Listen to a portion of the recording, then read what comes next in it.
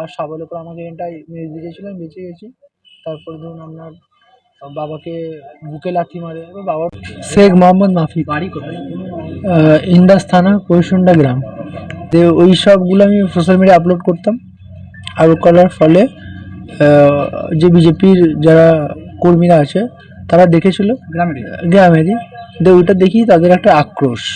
বন্ধুরা, এই যে ছেলেটিকে দেখছেন, এই ছেলেটির বাড়ি হচ্ছে বাঁকুড়ার ইন্দাস বলে একটা জায়গাতে। ইতিমধ্যেই খবরের হেডলাইন হয়ে গিয়েছে এই ছেলেটিকে নিয়ে।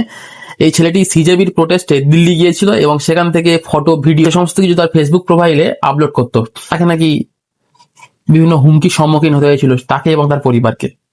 সে দিল্লি থেকে ফিরে আসে এবং যে সিজেবির যে নতুন যে একটা প্রজেক্ট শুরু করেছে, মানে স্কুলের পরিকাঠামোগুলো কেমন, সেগুলো নাকি দেখতে গিয়েছিল। তো সিজেপির এই সমস্ত কার্যকলাপ করার জন্য, এই সমস্ত প্রতিবাদ করার জন্য তার বাবাকে খুন করা হয় এবং তাকে খুন করার চেষ্টা করা হয়, এটা তার উক্তি। এটা যদি হয় তাহলে আজকে গণতন্ত্র কোন জায়গাতে দাঁড়িয়ে? তো তার কি এটাই দোষ যে সে প্রতিবাদ করেছিল, সে প্রোটেস্ট করেছিল, তাই জন্য তার এত বড় শাস্তি দেওয়া হলো? দেখুন, প্রতিবাদ না করলে, প্রোটেস্ট না করলে কিন্তু সমাজ ভালো দিকে যায় না। সমাজে প্রতিবাদী মুখ থাকতে হবে, প্রোটেস্ট করতে হবে, আন্দোলন করতে হবে, তারপরে কিন্তু একটা সুষ্ঠু সমাজ গঠন হয়। এটা কিন্তু সবাইকে মাথায় রাখতে হবে।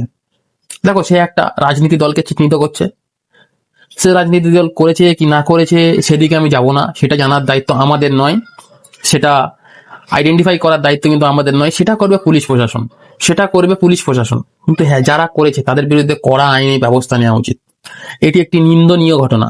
কোনো সুস্থ মস্তিষ্কের লোক এই সমস্ত ঘটনা সহমতি পোষণ করে না। এটা কোনো সভ্য সমাজ, কোনো সুস্থ মস্তিষ্কের মানুষের কাজ হতে পারে বলে আমার মনে হয় না।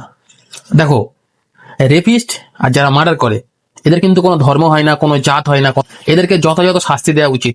ইতিমধ্যে পুলিশ প্রশাসন তাদেরকে অ্যারেস্ট করেছে, আশা করছি তাদের বিরুদ্ধে যথাযথ ব্যবস্থা নেবে।